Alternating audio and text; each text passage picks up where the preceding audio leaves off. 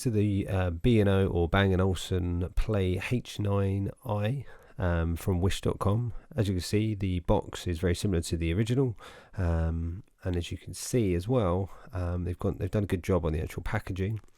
Apart from when you actually look in the final detail, and you can see there's a few spelling mistakes as well on the side and on the back, but that does make a massive difference. The box is very professionally produced. The headphones look very similar to what you'd normally get. You've got the B&O detail on the earband, but then when you take a closer look, you can start to see some of the flaws in the actual the counterfeit version. So the normal pair don't have an SD card insert. They don't look so cheap as well. So if you look on the headband, it doesn't have the logo. On the sides as well, you've got these very cheaply made plasticky arms. They adjust well, but they're very plasticky, and therefore they don't look very, very good.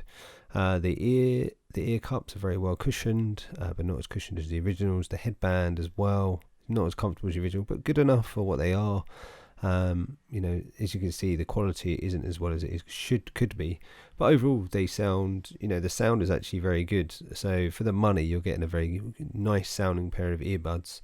They fit nicely on the head, and they look stylish as well. So from a distance, people might think you're wearing original Bang & Olufsen headphones. It's not until they look a bit closer that you start to see some of the defects in the design, which they're trying to pass off as a genuine. But overall, I'd say these are a genius product for the price, and you can't really go wrong. But they are counterfeit, and that's what you expect when you buy something like this off Wish.